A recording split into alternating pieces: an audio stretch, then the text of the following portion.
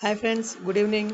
Welcome to Shekhar media. Friends, June 4న ఆంధ్రప్రదేశ్లో వీటిపై నిషేధం ఒక లేటెస్ట్ అప్డేట్ వచ్చింది ఫ్రెండ్స్. సో మన దాని గురించి వీడియో తెలుసుకుందాం.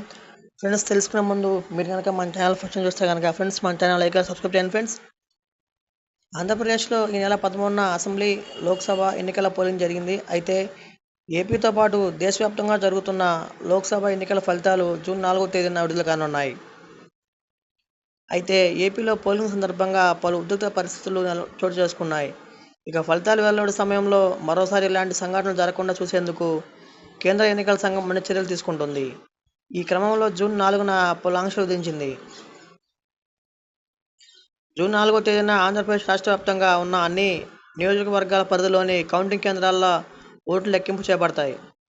ఈ క్రమంలోనే ఎన్నికల సంఘాలు కీలక ఆదేశాలను జారీ చేసింది. ఆ రోజున రాష్ట్రంలో ఎలాంటి ర్యాలీలు, ఊరేగింపులకు అనుమతి లేదని స్పష్టం చేసింది. అంతేకాదు రాష్ట్ర వ్యాప్తంగా బాణసంచా విక్రయాలు, వాడకంపై కూడా ఎన్నికల సంఘం నిషేధించింది. ఎవరైనా ఆంక్షలను ఉల్లంఘించినట్లయితే కఠిన చర్యలు తీసుకుంటామని వార్నింగ్ ఇచ్చి ఎన్నికల సంఘం ఈ మేరకు జిల్లాల వారీగా ఎస్పీలు ఉత్తర్వులు జారీ చేశారు.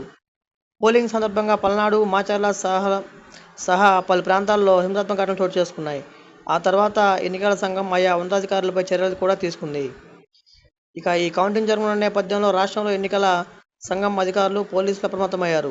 రాష్ట్రంలో కార్డినెన్స్ సెర్చ్ నిర్వహిస్తున్నారు. పోలింగ్ తర్వాత హింసాత్మక ఘటనలో పాల్గొన్న వారిపై ఫోకస్ పెట్టారు. వారి కోసం గాలిస్తున్నారు. ఇప్పటికే రాష్ట్రంలో పలు సమస్యాత్మక ప్రాంతాలను గుర్తించిన అధికారులు ఆయా చోట్లలో భద్రతకు ప్రత్యేక చర్యలు తీసుకుంటున్నారు. అల్లర్లకు పాల్పడుతున్న వారిపై కేసులు నమోదు చేస్తున్నారు. ఇక ఇప్పటివరకు రాష్ట్రంలో బాటిళ్లలో పెట్రోల్ అమ్మకం కూడదని బంక్ యజమానులకు అధికారులు నోటీసులు ఇచ్చిన విషయం తెలిసిందే. గతంలో పెట్రోల్ బాంబులు జరిగిన సంఘటనలో దృష్టిలో పెట్టుకొని ఈసీ నిర్ణయం తీసుకుంది. ఫ్రెండ్స్, లాంటి లేటెస్ట్ న్యూస్ అప్డేట్స్ కోసం మన ఛానల్ లైక్ సబ్స్క్రైబ్ చేయండి.